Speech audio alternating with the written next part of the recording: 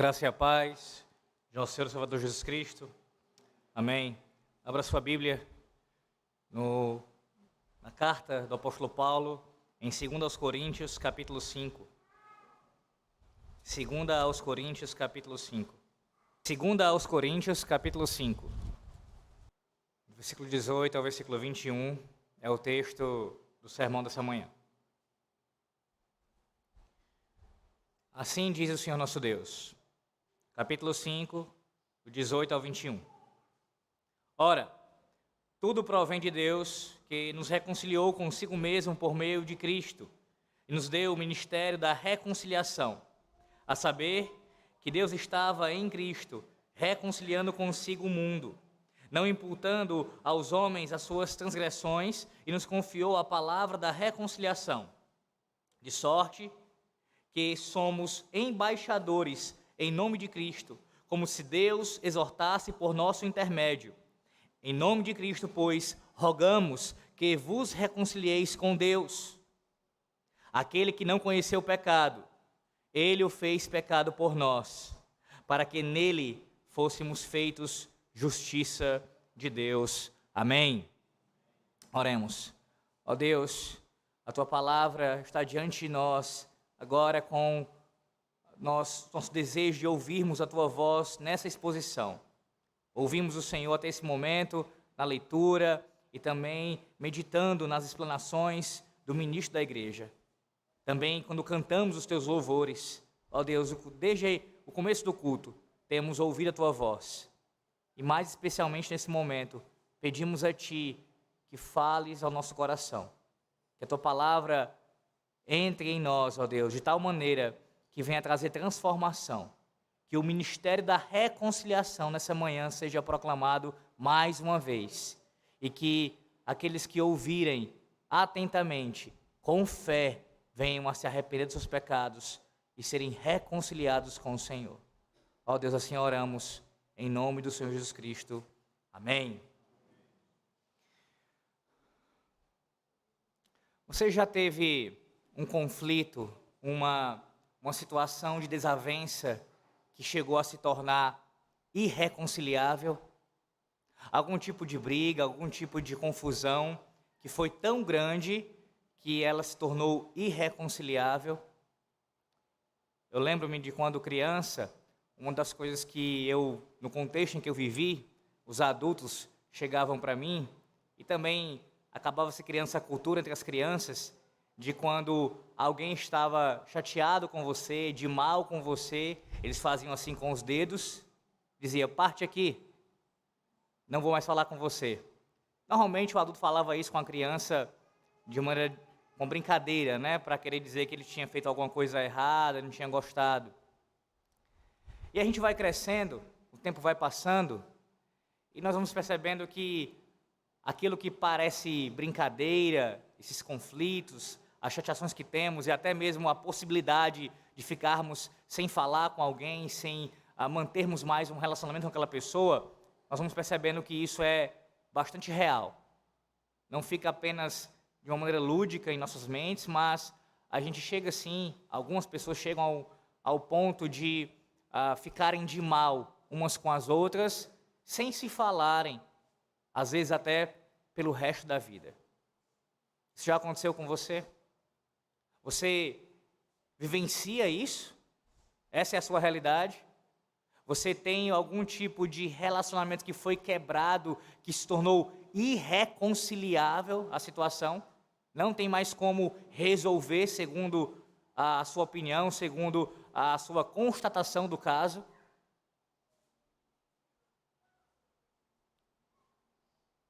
Eu quero dizer isso nessa manhã.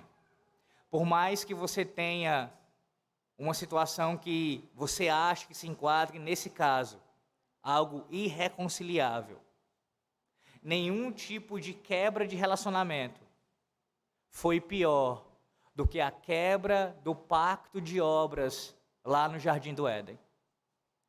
Nenhuma relação foi tão golpeada, tão fortemente quebrada, como a relação entre o Criador e a criatura.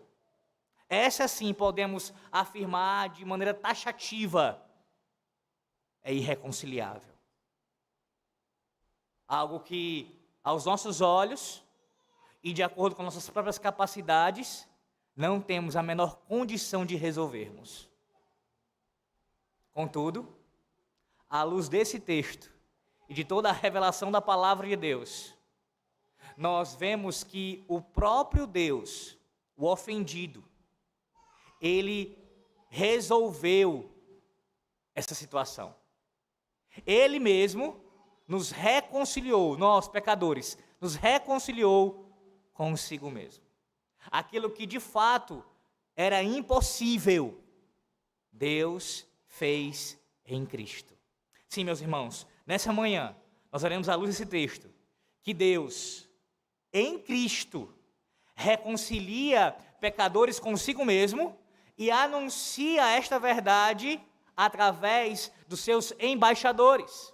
Sim, Deus reconcilia pecadores consigo mesmo e anuncia esta verdade através dos seus embaixadores. Veremos em 4 pontos. Em primeiro lugar, nós veremos no versículo 18, o autor da reconciliação. Quem é o autor da reconciliação no versículo 18? No versículo 19, nós veremos o alvo da reconciliação. No versículo 20, veremos os instrumentos da reconciliação, do ministério da reconciliação. E no versículo 21, veremos o fundamento da reconciliação. O autor, o alvo, os instrumentos e o fundamento da reconciliação. Volte os olhos ao texto, versículo 18, assim diz o Senhor. Ora, tudo provém de Deus, que nos reconciliou consigo mesmo por meio de Cristo e nos deu o ministério da reconciliação. Bem, através de uma visão geral dessa epístola aqui de 2 Coríntios, podemos observar que o seu autor, o apóstolo Paulo, que ele mesmo se declara no início da carta, lá no capítulo 1, ele encoraja os seus leitores a uma lealdade maior ao seu ministério. Uma vez que falsos mestres, falsos apóstolos estavam atacando a legitimidade do seu apostolado. Então, o pano de fundo da escrita dessa segunda carta do apóstolo Paulo aos Coríntios, como bem sabemos, ao todo foi a 4ª carta, mas aqui para nós a segunda carta, ele tinha como objetivo especial a tratar dessa questão do falso ensino que corria em Corinto acerca do combate contra o ministério de Paulo. Então, Paulo está fazendo uma defesa do seu ministério ao longo dessa carta. Os capítulos 1 a 4, os capítulos anteriores a esse capítulo 5 aqui, Paulo aborda muitos assuntos. Dentre eles, ele trata do consolo de Deus, que vemos isso no capítulo 1, o consolo que Deus dá em meio ao sofrimento, a restauração do penitente, a membresia da igreja, você vê isso no capítulo 2, de 2 Coríntios, quando na primeira carta ele fala da disciplina eclesiástica, na segunda carta ele fala da restauração dessa disciplina, que ela também provoca restauração no seio da igreja. Ele também fala acerca da excelência do ministério da nova aliança, no capítulo 3, além de tratar das aflições vivenciadas no ministério e o fortalecimento que vem do próprio Deus em meio a essas batalhas do ministério. Nesse capítulo 5, ele inicia lembrando os coríntios da esperança da promessa celestial, que foi outorgada aos crentes por meio do penhor do Espírito Santo, e ao mesmo tempo da responsabilidade que os crentes possuem, aqueles que foram vivificados pela morte do Redentor, estes não podem mais viver para si mesmos, mas para aquele que morreu e ressuscitou por eles. E é por causa disso, à luz desse capítulo 5, que Paulo pode afirmar no versículo 17, o versículo anterior ao versículo que lemos agora há pouco. E assim, se alguém está em Cristo, é nova criatura. As coisas antigas já passaram, eis que se fizeram novas. E uma vez em Cristo, uma vez nova criatura, agora devemos nos portar de acordo com esta realidade. Paulo chega agora no versículo 18 para aprofundar uma das coisas mais importantes da revelação de Deus, o próprio Evangelho. O próprio Evangelho está diante de nós aqui, essa mensagem do ministério da reconciliação. E logo no versículo 18, na sua sentença inicial, nós vemos aqui já de maneira bem clara quem é o autor da reconciliação. O autor da reconciliação, meus irmãos, é o próprio Deus. E claro que não poderia ser diferente. Da mesma forma que Deus é o autor da criação, Ele é o autor da nova criação. No começo de tudo, mais precisamente no sexto dia, o Senhor criou o homem. E por causa da sua voluntária condescendência, como diz o capítulo 7, nossa confissão de fé, a confissão de fé de Westminster, Deus estabeleceu com ele um pacto de obras. Deus não era obrigado a fazer um pacto de obras, nem a criar o homem, nem a fazer um pacto com ele, mas de maneira condescendente, Deus estabelece essa aliança com o homem, firma ali com ele este pacto. Contudo, este mesmo homem se rebelou contra o seu Deus, contra o seu Criador, cedeu à tentação de Satanás e quebrou este pacto. A partir desse momento, isto é, quando o pecado entrou no mundo, houve a necessidade de uma reconciliação com Deus. O homem estava agora morto. Ora, se antes era necessário uma iniciativa divina para haver comunhão entre Criador e criatura, pois a distância entre ambos é infinita, quanto mais agora que essa criatura caiu. Por isso, a mesma narrativa de Gênesis capítulo 3, que descreve a queda do homem, apresenta também para nós a ação do Senhor em estabelecer um segundo pacto, chamado pelos teólogos, nossos pais, pacto de graça. E não somente em Adão isso é visto, mas em todas as administrações do pacto da graça na antiga aliança. Veja, Deus cria o homem, estabelece com o homem um pacto de obras, uma ação condescendente, misericordiosa do Senhor. Este homem quebra essa aliança, e Deus, que tinha todo o direito de condená-lo, puni-lo, e de forma alguma não era obrigado a usar de misericórdia, ele usa de graça e misericórdia para com este homem, e estabelece um segundo pacto, um pacto de graça. E este pacto que é estabelecido com Adão, no Éden também ali, anunciado naquela promessa do descendente que pisaria a cabeça da serpente, esse pacto é administrado durante toda a antiga aliança, através da aliança com Noé, com Abraão, com Moisés, com Davi, e em todas essas administrações, o que temos diante de nós, irmãos? Deus buscando o pecador. Deus buscando anunciar esse ministério de reconciliação. Esse ministério que Paulo fala aqui no capítulo 5, ele não é algo que começou naquele período, e muito menos hoje em dia, mas desde o Éden, Deus anuncia o ministério de reconciliação. Desde que o homem quebrou o seu pacto e ele firmou um segundo pacto, Deus já estava estabelecendo e anunciando um ministério de reconciliação, dizendo para o homem que ele é um Deus que busca pecadores, que não apenas anuncia isso, mas ele trabalha em prol disso. A sequência do versículo, o Paulo fala que nos reconciliou consigo mesmo por meio de Cristo. Essa busca, ela chega ao ápice quando o próprio Filho de Deus se faz carne para alcançar aqueles que estavam perdidos em seus pecados. Há uma perfeita harmonia, meus irmãos, entre as pessoas da Trindade para executar a obra da salvação. Não apenas durante toda a antiga aliança vemos Deus buscando o pecador, Deus anunciando o ministério de reconciliação, mas vemos isso de maneira mais plena quando o próprio Filho de Deus, o Deus eterno, também Deus de Deus, se faz carne. E o próprio Deus, o bom pastor, ele vai buscar as ovelhas, ele vai até elas. Ele mesmo anuncia o evangelho, ele mesmo morre e ressuscita pelas suas ovelhas. O próprio Deus é o autor da reconciliação. Vejam, meus irmãos, o ofendido buscou reconciliação com o ofensor. O santo buscou reconciliação com o imundo. Que graça! Que misericórdia!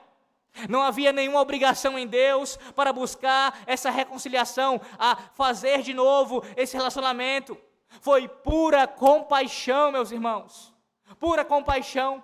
Toda vez que o ministério da reconciliação é anunciado, desde o Éden até os dias de hoje, e assim o será até a volta de Cristo, isso é sinal da compaixão de Deus. Não há obrigação do Senhor em fazer isso. Portanto, quando você ouve a mensagem do Evangelho nessa manhã, mais uma vez, que Deus está buscando pecadores que se arrependem dos seus pecados, que o confessem, que creiam no seu nome, Deus está demonstrando com isso a sua graça, a sua misericórdia para com você. O ofendido buscando o ofensor.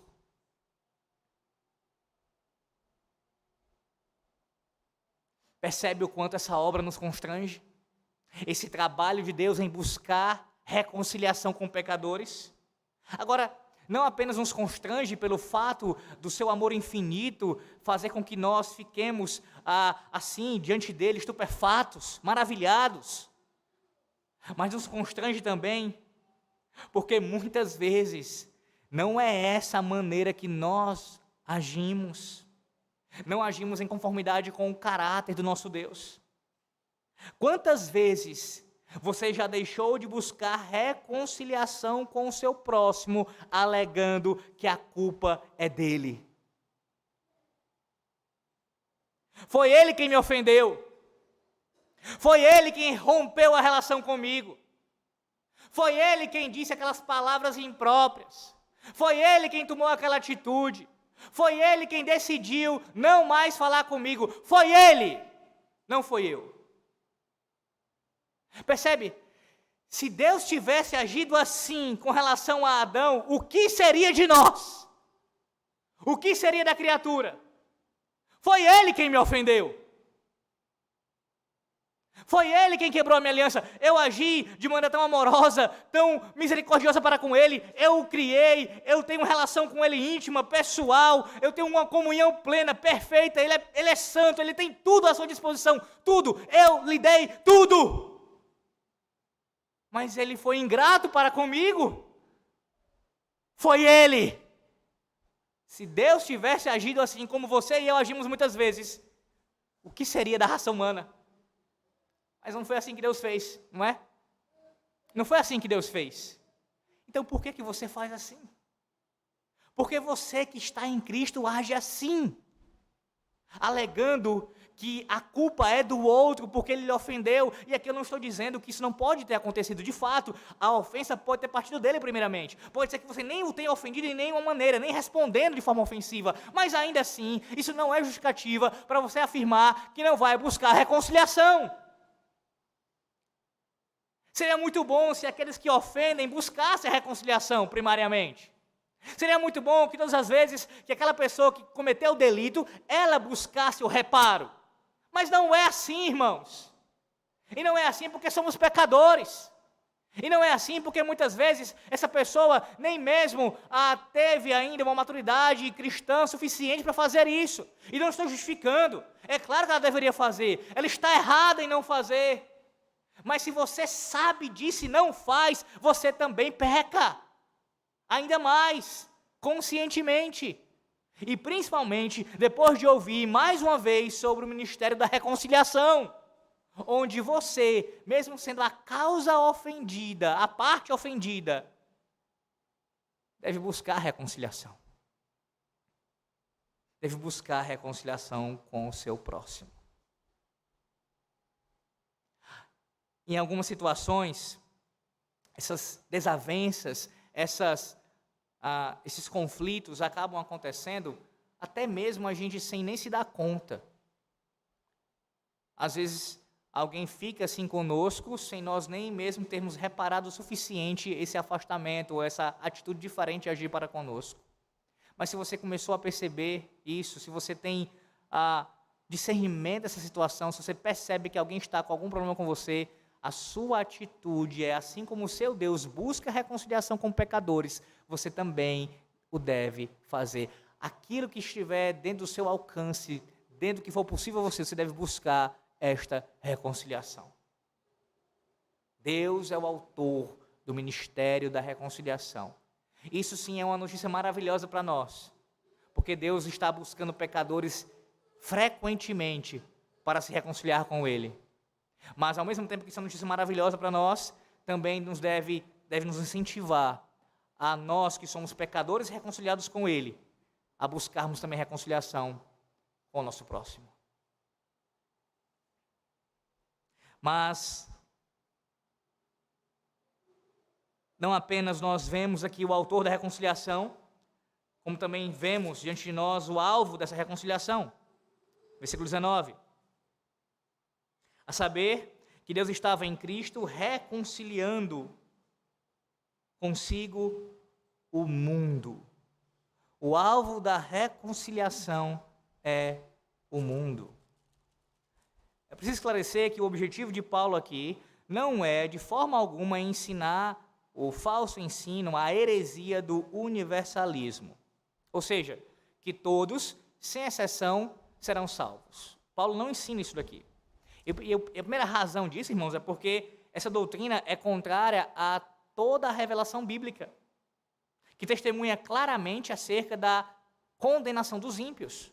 Quantas vezes a Bíblia fala sobre o contraste entre o justo e o ímpio, entre aquele que serve a Deus e aquele que não serve a Deus, entre o santo e o impuro, entre aqueles que gozarão para sempre das bênçãos do Senhor, da sua presença em comunhão perfeita, e aqueles que estarão para sempre apartados da sua misericórdia, da sua compaixão, vivendo sob a sua ira eternamente. Por vezes, isso é anunciado na palavra de Deus. Então, se Paulo estivesse ensinando aqui que a reconciliação de Deus com o mundo fosse todas as pessoas, sem exceção, desde a queda de Adão até o final dos tempos, Deus estivesse reconciliando com todas as pessoas, sem exceção, todas, ninguém ficasse de fora, isso seria uma contradição com o ensino do restante da revelação. Então, é claro que não é isso que Paulo está falando, por essa razão, primariamente aqui. Em segundo lugar, porque o próprio contexto da passagem lança luz ao significado do termo aqui. No versículo anterior, no versículo 18, nós vemos quem são os reconciliados, quem são o mundo aqui, quem é o mundo aqui? Os crentes. Paulo fala no versículo 18, Deus que nos reconciliou através de Cristo. Quem são os reconciliados? Aqueles que estão em Cristo. Quem não está em Cristo não pode ser reconciliado com Deus. O descrente não pode ser reconciliado com Deus, a não ser que ele creia. Então, o próprio contexto aqui lança luz. Mundo, irmãos, quando Paulo utiliza aqui, você também precisa enxergar isso na própria linguagem paulina em seus escritos.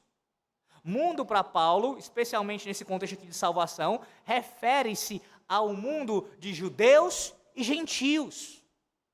Lembra do capítulo 1 ao capítulo 3 de Romanos, quando Paulo fala da questão da depravação humana, do pecado, do homem ter caído e abandonado a glória de Deus, estar carente da glória do Senhor nosso Deus? Quando Paulo explana do capítulo 1 ao capítulo 3, ele faz o seguinte: no capítulo 1 ele foca especialmente nos gentios de Romanos, ali, capítulo 1 de Romanos, capítulo 2 nos judeus, e no capítulo 3 ele faz uma síntese disso, mostrando que todo o mundo caiu em pecado. Nesse caso, todo o mundo se refere a todas as pessoas, que ele exemplifica por meio de judeus e gentios. Mas quando você chega ao capítulo 5 de Romanos, nós temos ali o paralelo entre o primeiro Adão e o segundo Adão, entre Adão e Cristo. E, no caso, como Adão foi o cabeça federal de toda a raça humana, e por isso, por ser o representante de toda a raça humana cai com ele, Cristo, por ser o cabeça dos eleitos, dos que estão nele, dos que creem nele, estes são reconciliados com Deus. Estes são perdoados, tanto dentre judeus quanto gentios. É dessa maneira que você precisa entender o significado do vocábulo aqui. Deus, em Cristo, ele reconcilia judeus e gentios consigo mesmo. O Senhor salva a todos, sem distinção.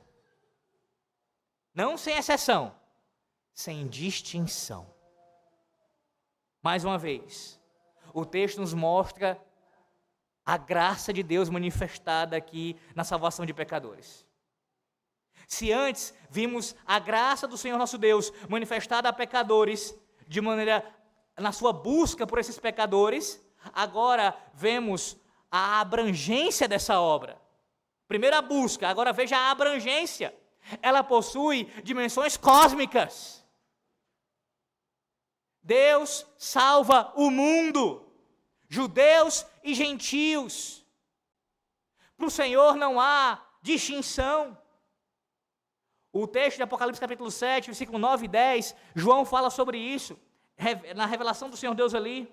Ele diz assim: depois destas coisas, vi e eis grande multidão que ninguém podia enumerar, e todas as nações, tribos, povos e línguas, em pé diante do trono e diante do Cordeiro, vestidos de vestiduras brancas, com palmas nas mãos. Essa é a promessa da palavra de Deus, não apenas em Apocalipse, mas em toda a Bíblia. Nós cantamos os salmos aqui, irmãos, quantas vezes a gente vê o Senhor falando na sua palavra sobre as nações serem reunidas, os povos, as línguas, todas as tribos, adorando a Deus. Por quê? Porque essa busca pelo pecador, essa busca de Deus para reconciliar pecadores com Ele, ela é abrangente, ela é mundial, não se restringe a um punhado de terra na Palestina, não se restringe a uma etnia, não se restringe a uma linhagem sanguínea, não, mas a todos aqueles que Ele elegeu e predestinou desde toda a eternidade, que são constituídos de judeus sim, de gentios também, de homem, de mulher, de idosos, de crianças, de jovens, de ricos, de pobres, a todos o ministério da reconciliação, ele é aqui anunciado. Se por um lado precisamos negar a heresia universalista de que Deus salvará, no final das contas, todos sem exceção, nós negamos isso. Por outro lado, precisamos asseverar nessa manhã que Deus, na sua palavra, faz a livre oferta do Evangelho. O Evangelho é anunciado a todos, meus irmãos. A todos. A todos. Deve ser assim anunciado. Não pode existir esse tipo de acepção de pessoas. Nós não sabemos quem são os eleitos de Deus, não sabemos quem são aqueles que Deus escolheu para a salvação. Nós devemos levar o Evangelho, testemunhar do ministério da reconciliação a todos. Além disso, isso também traz implicações quanto à própria reconciliação da criação com Deus. Lembre-se que quando Adão cai, não apenas a raça humana é atingida, mas todo o cosmos é atingido pelo pecado. Por isso que a obra de restauração do Altíssimo engloba todas as coisas. Por isso que você lê na Bíblia que Ele fará novos céus e nova terra. Porque a obra dele de reconciliação engloba a todos. É cósmica. Percebe a grandeza desse ministério de reconciliação? Que obra maravilhosa, o quanto ela é inigualável. Pergunto a você nessa manhã, é assim que você olha para esse ministério? De maneira abrangente, de maneira cósmica, ou apenas com um olhar fechado, como se fosse... Há algumas pessoas que são assim, elas acham que a igreja começou no dia que a igreja dela iniciou. No dia que começou a minha igreja tem 20 anos naquele bairro, então pronto, ali começou a história da igreja. E ali é a igreja. Quando desde o Éden, desde a criação do homem, nós já tínhamos ali a igreja com o Senhor. É assim que a gente tem que olhar, de maneira abrangente para a obra de Deus. Nos lembrarmos do evangelho sendo pregado a outros povos, se nós não vamos, se Deus não nos chamou para fazermos isso, então oremos e ajudemos aqueles que estão lá, evangelizando, levando a palavra de Deus, testemunhando desse ministério da reconciliação, para que judeus e gentios sejam alcançados pela reconciliação divina. Não apenas o autor da reconciliação vemos aqui, não apenas o alvo da reconciliação, você pode colocar da seguinte maneira: o sujeito e o objeto da reconciliação. Também vemos, em terceiro lugar, os instrumentos da reconciliação, que estão diretamente ligados com o que eu acabei de falar, acerca desse anúncio do Ministério da Reconciliação. Versículo 20, o final do versículo 19 primeiramente, última parte do versículo 19. E nos confiou a palavra da reconciliação, versículo 20 agora, de sorte que somos embaixadores em nome de Cristo, como se Deus exortasse por nosso intermédio. Em nome de Cristo, pois rogamos que vos reconcilieis com Deus. Perceba que essa expressão do versículo 19, a parte final dela, faz paralelo com a última sentença do versículo 18. Paulo fala no versículo 19, nos confiou a palavra da reconciliação, e no versículo 18, ele diz, e nos deu o ministério da reconciliação. Paulo está falando da mesma coisa aqui, do evangelho, dessa palavra de reconciliação que é dada aos embaixadores, confiada aos embaixadores. Só que no versículo 20 ele vai aprofundar o que significa isso, e especialmente o que é esse ofício de embaixador. Ele está reiterando o que já havia afirmado no versículo 18 e aprofundando ainda mais nessa explanação. A palavra que ele usa é o ofício de embaixador. Esses são os instrumentos da reconciliação, os embaixadores. A palavra traz uma ideia de uma pessoa madura, que é encarregada de desempenhar essa função de embaixador. Ora, o embaixador, meus irmãos, é aquele que é enviado por um país a uma terra estrangeira, para não apenas falar a favor do governo que lhe enviou, mas para falar no lugar dele. Então, o embaixador, ele sai de um país, do seu país de origem, para um outro país, para uma terra estrangeira, e naquele lugar, ele não apenas deve falar a favor do seu governo de origem, mas em lugar de, representando o governo que lhe enviou. Ele precisa ser um representante legítimo daquele governo que o comissionou, seja de um rei, seja de um presidente ou até de um primeiro-ministro. Logo, esse embaixador, ele não pode ousar emitir uma opinião pessoal que contrarie o seu governo. Não pode fazer isso, sob pena de ser demitido do seu posto. Se o embaixador quiser dar uma entrevista, falar nas relações ali do governo, dando a sua opinião pessoal, alguma coisa que esteja contrariando ao governo que lhe enviou, ele será, no mínimo, demitido do seu governo. Por quê? Porque ele não está cumprindo a sua função, ele está descumprindo a liturgia do cargo. O cargo dele, o seu ofício, exige que ele seja fiel ao seu rei, ao seu governo. Ele precisa falar de acordo com o que o governo disse, com o que o rei mandou. Essa mesma nomenclatura aqui que aparece, usada pelo apóstolo Paulo, ela é expressada, ela é citada em nosso manual presbiteriano, na Constituição presbiteriana da nossa igreja, mais precisamente, ali falando acerca dos títulos que o ministro possui, o pastor possui, vai sendo vários: bispo, presbítero, ancião, ministro, pastor, anjo, até anjo também. É uma nomenclatura usada bíblica para o ministro da igreja, o anjo da igreja. Dentre essas, a nossa Constituição, baseada no texto bíblico, cita embaixador. Quando Paulo usa a palavra embaixador aqui, ele está fazendo uma clara referência aos ministros do Evangelho. Estes são os embaixadores do reino dos céus. Da mesma maneira, ou a semelhança de uma embaixada colocada num país, por exemplo, em Brasília tem várias embaixadas. de outros países aqui, que estão ali. E essa embaixada, ela serve como uma extensão territorial do seu país de origem. Você sabia disso? Você já tem visto isso em algum filme. Há um conflito, estoura um conflito, eu me lembro assistindo uma das minhas trilogias favoritas, talvez a principal, O Poderoso Chefão.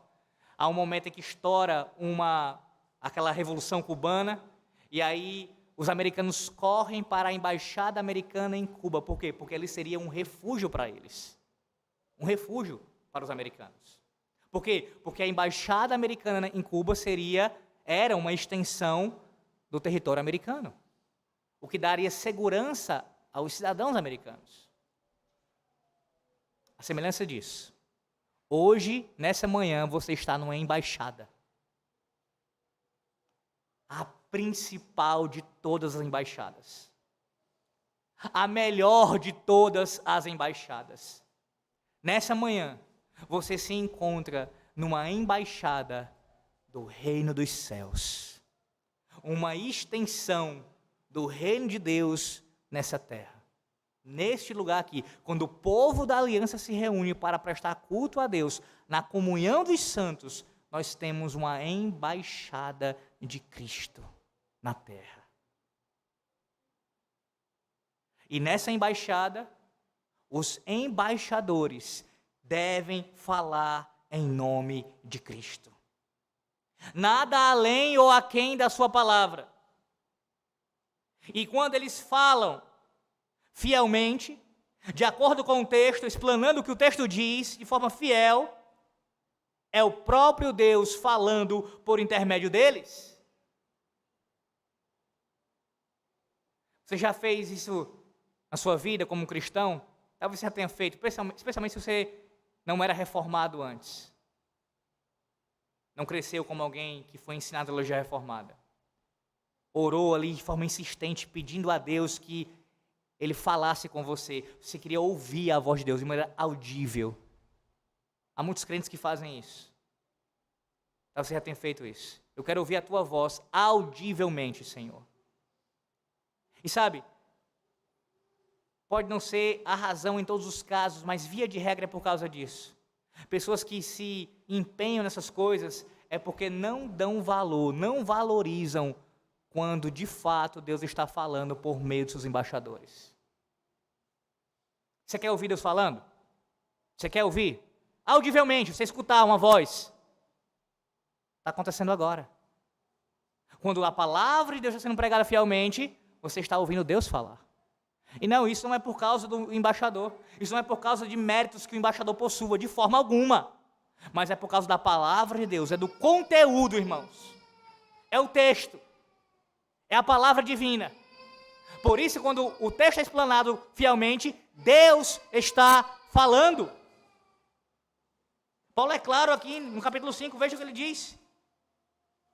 De sorte que somos embaixadores em nome de Cristo, como se Deus exortasse por nosso intermédio. Deus exorta por nosso intermédio. Somos os instrumentos.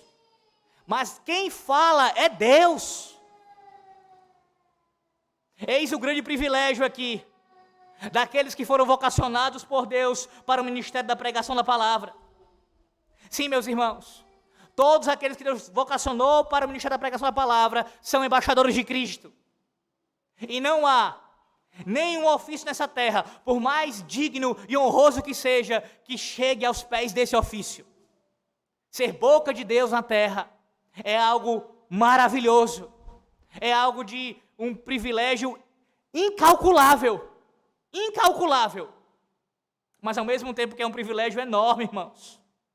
Representar o reino celestial, proclamar a mensagem do Rei dos Reis e Senhor dos Senhores, fazer isso a cada culto solene, pregando no dia do Senhor a sua palavra, é algo honroso, também é algo que devemos atentar para a responsabilidade que existe em exercer essa função. Por isso que Tiago vai dizer no capítulo 3 da sua carta, quanto àqueles que desejam ser mestres, cuidado com isso, porque eles terão mais duro juízo. Então, se por um lado é legítimo aspirar isso, para aqueles que Deus vocacionou, por outro, deve haver a consciência da responsabilidade de falar, de ser a boca de Deus nessa terra. E isso envolve muitas coisas, mas eu quero sintetizar em duas, pelo menos. Primeiro, com relação a falar de acordo com o que o texto diz. Eu não sei se você já ouviu isso de uma pessoa crente, mas eu já tive que me deparar com esse tipo de coisa. Eu não sei se você até pode ter falado isso. Eu espero que não. Mas há pessoas que acham que o ministério da pregação da palavra é algo simples de fazer. E quando comparam o trabalho de um pregador com um trabalho, especialmente braçais, manuais, pessoas que ficam trabalham muito, inclusive, nessas áreas, menosprezam o trabalho do pregador. Eu já ouvi de uma pessoa dizer isso. O trabalho dessa pessoa é só sentar de frente para um computador e ficar ali estudando e lendo, é só isso. É só isso que você faz. Se um cirurgião tem que ter muito cuidado em manusear os seus instrumentos de trabalho para não matar uma vida, quanto mais aqueles que manuseiam esse instrumento, que não apenas trazem conselhos práticos para a vida, como se fosse um manual de instruções para a vida. Não é isso, é a palavra do Deus eterno, que manuseada de maneira errada, pode conduzir à perdição eterna. Você tem alguma dúvida que muitas pessoas, se apoiando na Bíblia, supostamente, abraçaram falsos ensinos que os conduzirão ao inferno? Então, não menospreze, não tenha em baixa conta o trabalho dos embaixadores. É de grande responsabilidade entender o que o texto diz, para que quando ele falar, não seja ele falando, mas seja o próprio Deus falando. Não é perigoso colocar palavras na boca de outra pessoa? Isso pode, inclusive, dar cadeia. Isso pode lhe trazer ameaça de morte. Agora imagine colocar palavras na boca de Deus. Prometer coisas que Deus nunca prometeu. Proibir coisas que Deus nunca proibiu. Ser um legalista ou ser um antinomista. Acrescentar a lei de Deus ou retirar a lei de Deus. O perigo que é fazer isso, irmãos. Então veja, o trabalho de embaixador não se dá apenas quando ele sobe ao púlpito aqui, abre a Bíblia e começa a falar. Trabalhou, acabou o trabalho dele. Não! Todos os dias, lendo, meditando, vasculhando, tentando entender o significado do texto, para que o texto seja explicado fielmente. Fielmente. Lendo comentários, aprendendo cada vez mais as línguas originais, tentando o máximo possível discernir o que o texto diz, para que não haja nenhuma confusão na igreja. Para que Deus não seja desonrado, para que a igreja venha a ser edificada. O trabalho de embaixador, meus irmãos, é importantíssimo, de um embaixador do Evangelho. Então, em primeiro lugar, quanto a falar de acordo com o que o texto diz, o texto sagrado diz. Em segundo lugar, viver de acordo com o que o texto diz. Ora, se você conhecer um embaixador de um país que mora numa terra estrangeira, está ali, obviamente, morando numa terra estrangeira, e ele, por algum motivo, não gosta da cultura dele de origem, ou tem coisas que ele rejeita, que você observa, poxa, você é brasileiro, morando nos Estados Unidos, mas eu não te acho brasileiro. Você está há tanto tempo nos Estados Unidos como embaixador, que você já absorveu a cultura americana. Você está tão entranhado aqui, nesse país, na América, que você nem mais parece um brasileiro. Por mais que você possa estranhar isso, o máximo que você vai fazer é isso, é estranhar, não vai condená-lo, não vai julgá-lo por isso, não vai desprezá-lo, tratá-lo como alguém hipócrita. Você é um hipócrita, porque você deveria ser brasileiro. Não é o caso com relação aos embaixadores de Cristo. Os embaixadores de Cristo, eles não podem falar uma coisa e viver outra. Eles não podem falar sobre a cultura do reino deles, do reino que eles pertencem, e viver de acordo com a cultura do reino, das trevas que eles estão inseridos. Não podem. Não podem se moldar a essa cultura pecaminosa. Não podem ser influenciados por ela. mas devem ser o referencial para que essa cultura seja influenciada pela cultura do reino. Percebe o tamanho da responsabilidade? Percebe o tamanho do peso que é receber isso? Porque sim, isso se aplica a todos os crentes no geral, meus irmãos, mas principalmente aos embaixadores, aqueles que estão na frente, mais expostos, mais vistos. Se eles não andarem em conformidade com aquilo que o reino anuncia, que o rei fala através deles, eles serão considerados como hipócritas. Como hipócritas. Você não é fiel ao seu rei. Você diz uma coisa, mas você vive outra. Sim, isso se aplica especialmente aos ministros da palavra, mas a todos nós, de forma geral, que estamos em Cristo, devemos agir dessa forma. Abraçarmos a mensagem, o ministério da reconciliação anunciado pelos embaixadores. Crermos nisso, ouvirmos como palavra de Deus, não como palavra de homens, mas como palavra de Deus. E vivermos em conformidade com essa palavra que nos é anunciada. Ao final do versículo 20, Paulo faz justamente essa exortação. Veja, ele diz no final do versículo 20: em nome de Cristo, pois, rogamos que vos reconcilieis com Deus. E aí você pode olhar para o texto e pensar, peraí, parece uma contradição aqui. O início do versículo 18, nós temos o anúncio de que Deus é o sujeito, é o autor da reconciliação. Deus é quem efetua isso, Deus é quem vai fazer essa obra. Então, como é que Paulo pode agora afirmar no versículo 20 que nós, no caso ali ele fala para a igreja de Corinto, e se aplica a nós também, devemos nos reconciliar com Deus? Então, como é que é isso? É Deus quem faz ou somos nós quem fazemos? Irmãos, isso não é uma contradição na palavra de Deus, é claro que não. Mas é uma asseveração da responsabilidade humana em responder a Deus. É aquilo que a Bíblia faz por vezes em outros textos também. Quando Deus fala e ele anuncia ali uma ordem, ele dá um comando para o seu povo, ele se posiciona, ele exige uma resposta. Por vezes você tem isso na Bíblia, a resposta de arrependimento, resposta de fé, de largar os pecados, de abraçar o que Deus disse, a sua lei, a sua palavra. Então essa é a responsabilidade dos ouvintes, de responderem fielmente ao que os embaixadores proclamam. Inclusive, em nossa confissão de fé, no capítulo 21, sobre os elementos de culto, uma das descrições que aparece sobre a pregação da palavra de Deus é que os ouvintes devem ouvi-la atentamente, reverentemente, com toda a atenção, com toda a submissão ao que Deus diz. O que é isso, senão a nossa confissão também expressando esse ensino da palavra de Deus, de que os ouvintes possuem a responsabilidade de responder ao que Deus diz. É exatamente aquilo que Paulo está ressaltando aqui, a responsabilidade dos coríntios e de toda a igreja de ouvir o que Deus fala.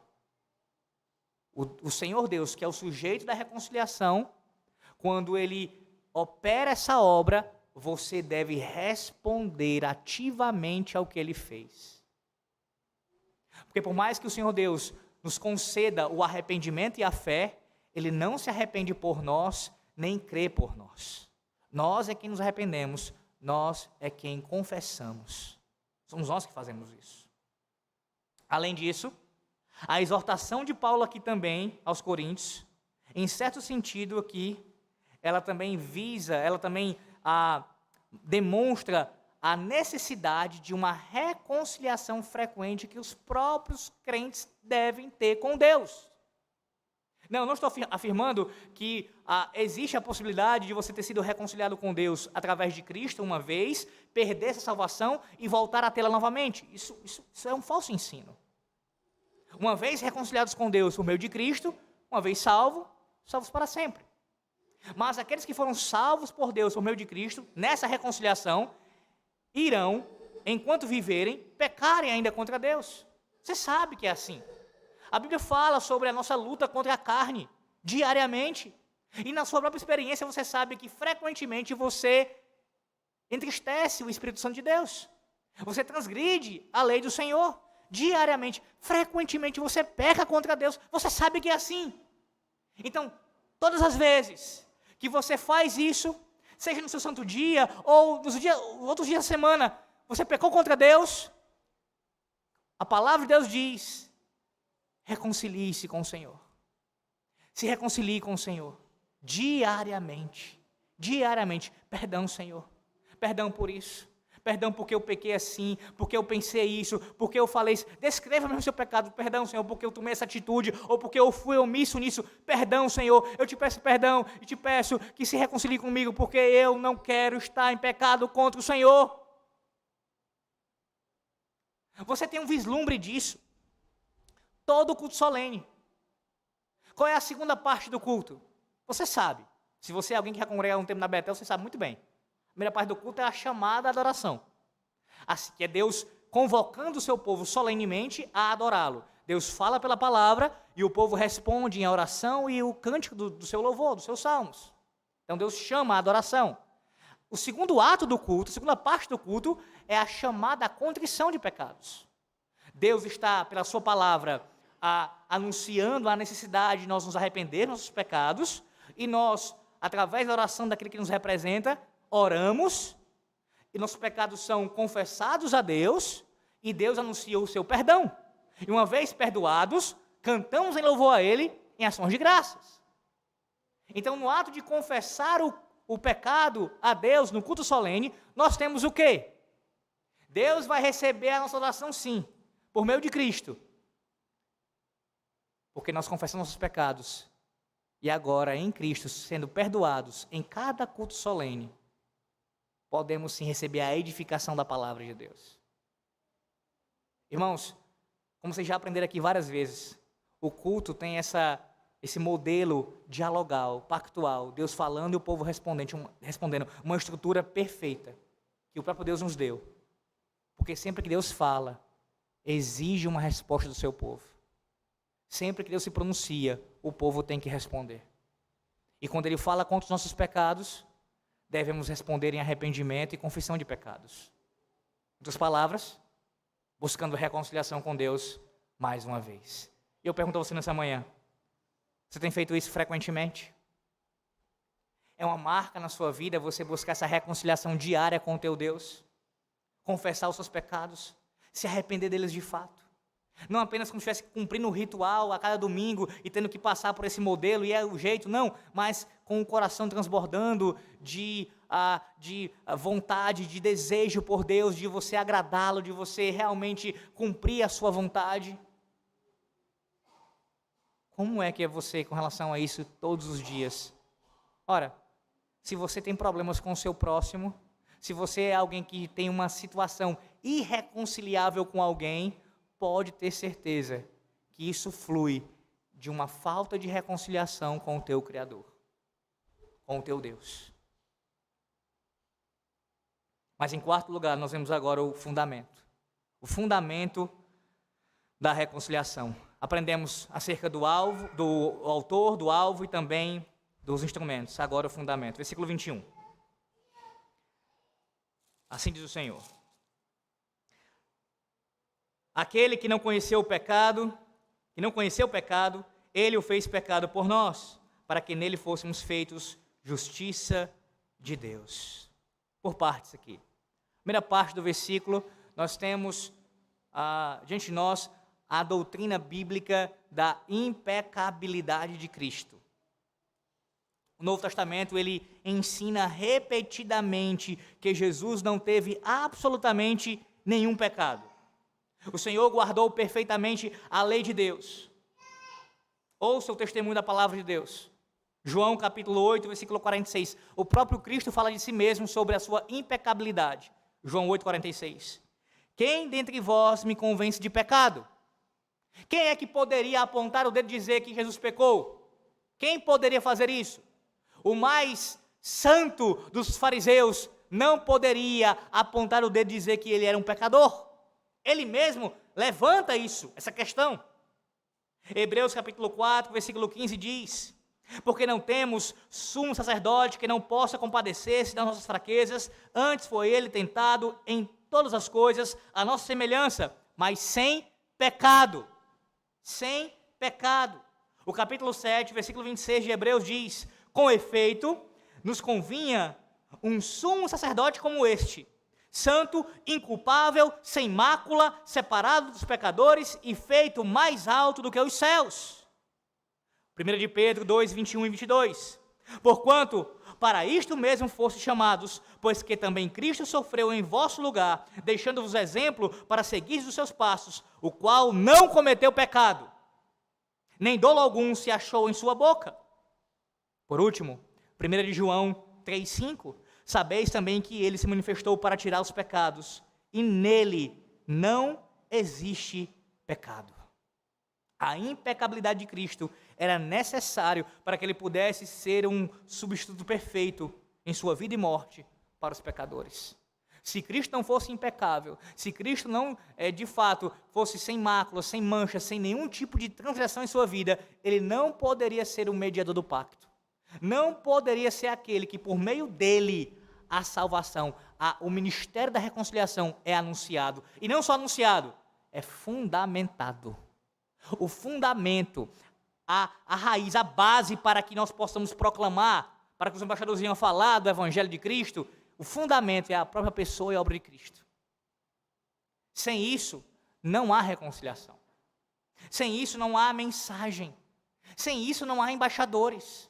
Sem isso, não há esperança. Não há. Era necessário esse fundamento firme, rígido, da impecabilidade de Cristo.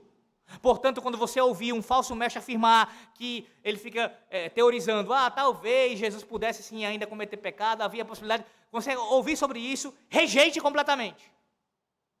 Essa é uma doutrina cara a nós. Muito cara. Era impossível sim Jesus pecar, como Deus homem, obviamente. E agora perceba, este que não experimentou o pecado, que jamais cometeu nenhum só pensamento impuro, jamais, desde a encarnação, desde o momento da concepção, até o seu último fôlego de vida, até expirar na cruz do Calvário, nunca pecou. Este, o Santo de Israel, este, Deus o fez pecado por nós. Agora perceba, isso não quer dizer uma contradição também aqui, como alguns chegam a essa afirmação, alguns teólogos chegam a essa conclusão, que Paulo estivesse dizendo que, em algum sentido, de alguma maneira, Jesus, para se identificar como pecador, teve que também pecar. Liberais falam isso. Aqueles que rejeitam doutrinas basilares da fé cristã não aceitam esse testemunho da impecabilidade e olham no próprio texto aqui uma contradição, porque só poderia ser uma contradição. Se aquele que não conheceu o pecado, em seguida Paulo está falando que ele conheceu o pecado no sentido que nós conhecemos de praticar o pecado, então isso é uma contradição, irmãos. Mas é óbvio que Paulo não está falando isso. Quando o texto diz que ele, o próprio Deus, fez Jesus pecado por nós, precisamos entender isso à luz do que nos é aqui evidenciado no texto sagrado. Veja, o cenário aqui é de um tribunal, é a linguagem jurídica que Paulo costumeiramente utiliza em seus escritos. Eu já falei sobre isso outras vezes, até no sermão relacionado ao bezerro de ouro, o mediador ali. Essa linguagem jurídica aparece aqui claramente. Fala de mediador.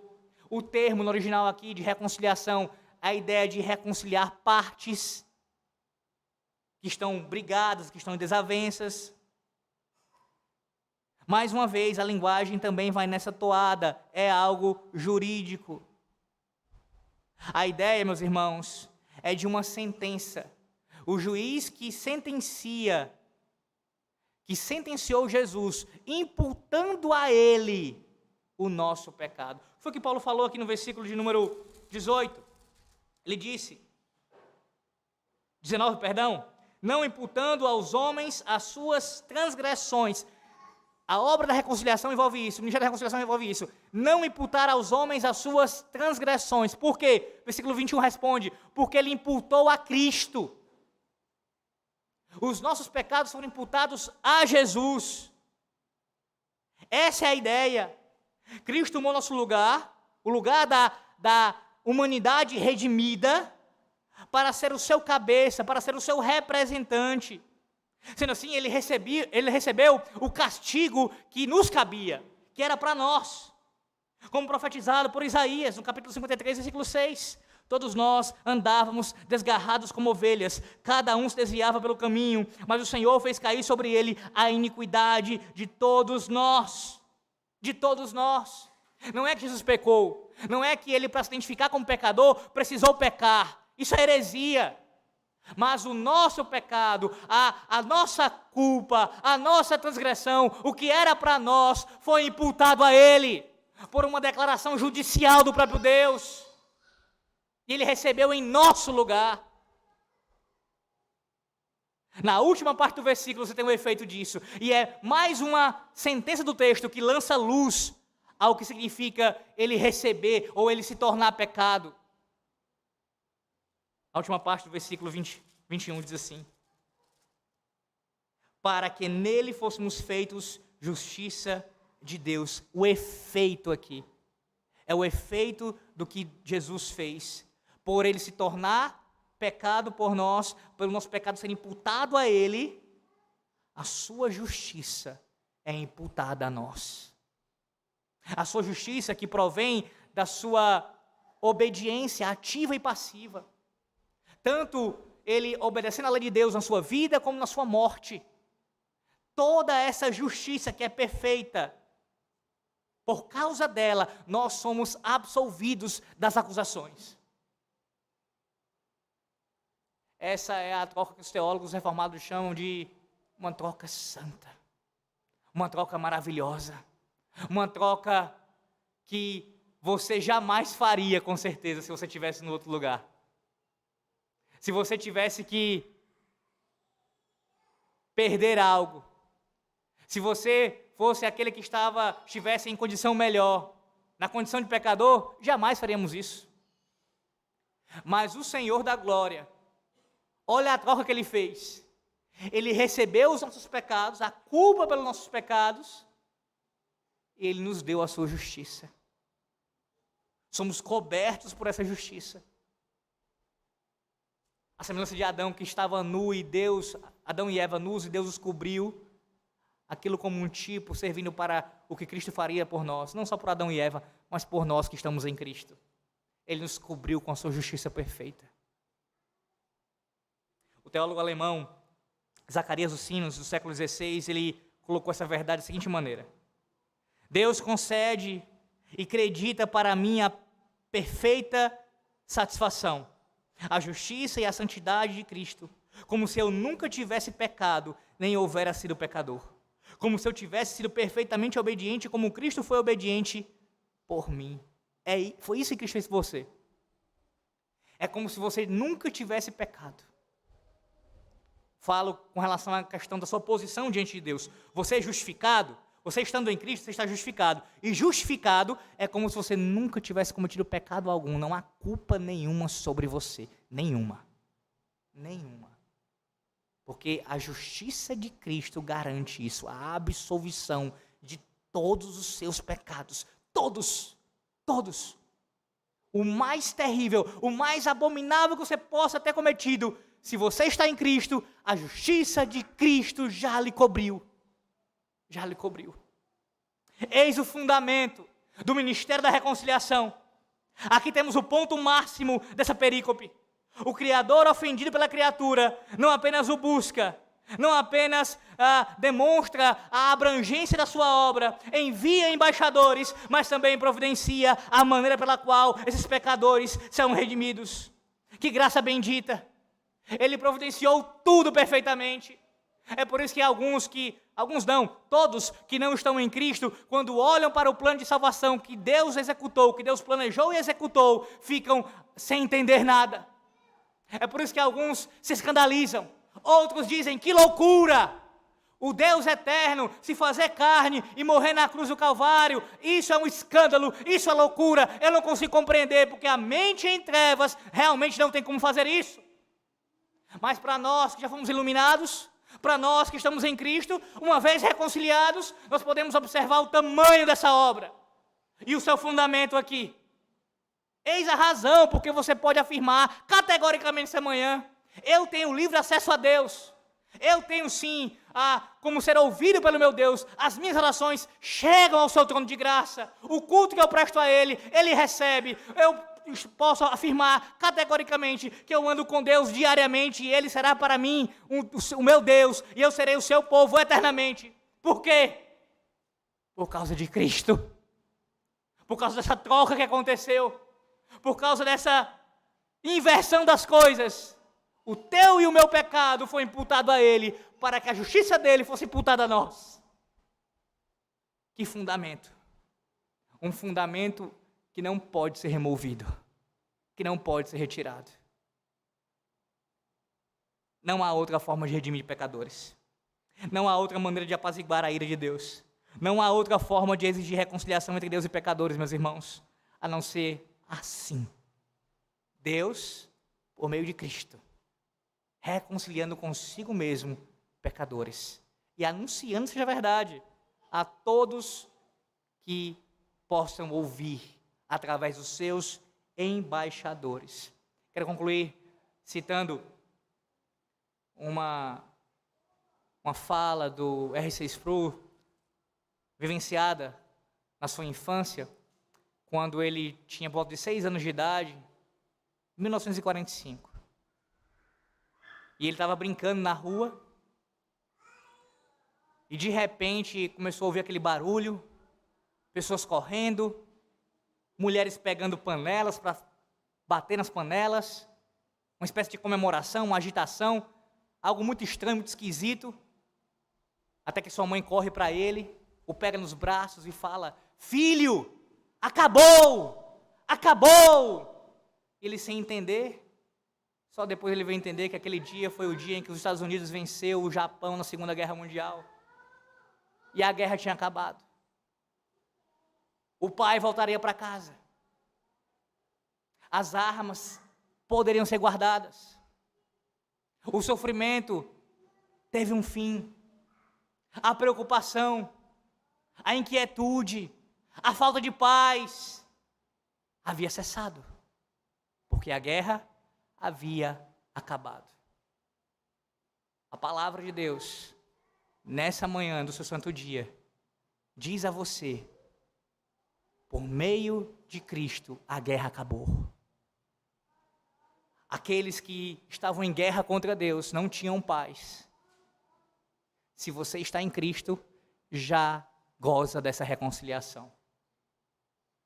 A ira de Deus já foi apaziguada. Não há mais com o que se preocupar. Louvemos a Deus por isso, meus irmãos. Porque Ele continua reconciliando pecadores consigo mesmo. E continuará anunciando isto por meio dos seus embaixadores. Que você, no sentido mais amplo aqui, possa agir como os embaixadores de Cristo também. Levando essa mensagem de reconciliação, esse ministério a todos. Buscando já reconciliação que você precisa fazer na sua vida pessoal. Que Deus o abençoe, em nome do Senhor Jesus Cristo. Amém. Oremos. Senhor nosso Deus, nós te damos graças por este culto, pela Tua palavra, e pedimos a Ti, ó Deus, rogamos que o Senhor aplique em nossas vidas.